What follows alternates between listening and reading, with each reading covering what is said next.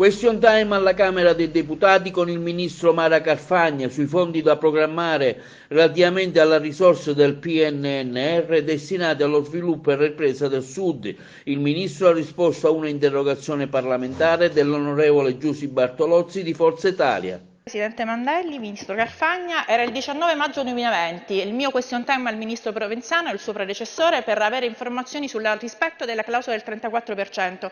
Eravamo fortemente preoccupati, Ministro Carfagna, perché allora si parlava addirittura di sospenderla, circolava una bozza di lavoro che venne apostrofata dal Ministro Provenzano come un mero esercizio tecnico, ma di fatto nel precedente governo, il vecchio piano di ripresa e resilienza qualifica il Sud come un obiettivo trasversale, nulla di più.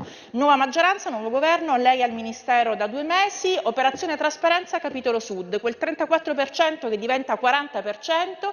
E Ministro, da qui la domanda, rispetto alle risorse del Next Generation EU, i 237 miliardi, quello che le chiediamo di sapere è se dentro la quota del 40% di risorse del PNRR ci siano o meno, quindi se siano aggiuntive o meno, le risorse a vedere sulle linee del REACT-EU e del Fondo di coesione. Grazie.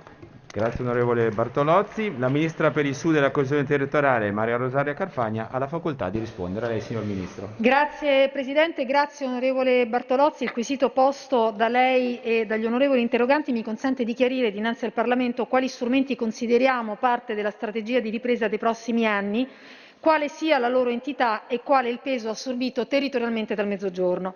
Il Governo italiano si trova oggi a gestire la programmazione di 4 grandi piani. Il PNRR, dal valore complessivo di 223 miliardi, che poggia su 2 gambe, una gamba europea e una gamba nazionale, finanziato per 191 miliardi circa dalle risorse europee e per la restante parte da fondi nazionali. Poi il REACT-EU da 13 miliardi e mezzo circa, la programmazione dei fondi strutturali 21-27 che assegna all'Italia circa 43 miliardi di euro più altri 40 di cofinanziamento nazionale e regionale, con un aumento del 27% rispetto alle risorse della precedente programmazione, e la programmazione 21-27 del Fondo di sviluppo e coesione da usare con il riparto 80% al Sud e 20% al resto del Paese. Tutti questi strumenti sono distinti per quanto siano complementari.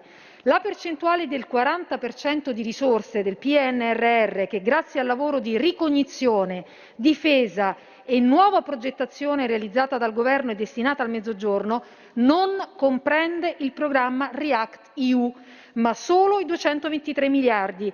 È un concetto che ho spiegato più volte, ma vedo che c'è ancora tanta confusione su questo punto e quindi vi ringrazio per l'opportunità che mi date di chiarirlo. Il REACT-EU è uno strumento autonomo che peraltro assegna al Sud più del 64% delle sue risorse, 8 miliardi e 4 su 13 miliardi e 5 totali. Le risorse del REACT-EU saranno erogate nel 2021 e nel 2022 per progetti da realizzare entro il 2023. Allo stesso modo, l'uso del Fondo di sviluppo e coesione non contribuisce a determinare il 40%, perché i 15 miliardi circa di euro, cifra ribadita anche ieri dal Ministro dell'Economia Daniele Franco, di Fondo di sviluppo e coesione temporaneamente assorbiti dal Piano nazionale di ripresa e resilienza saranno progressivamente reintegrati nel Fondo mano a mano che verranno realizzate le linee di intervento a cui tali risorse sono assegnate. Come si è detto, il Fondo di sviluppo e coesione sarà poi reintegrato nelle sue disponibilità. Questo abbiamo chiesto e questo siamo riusciti ad ottenere.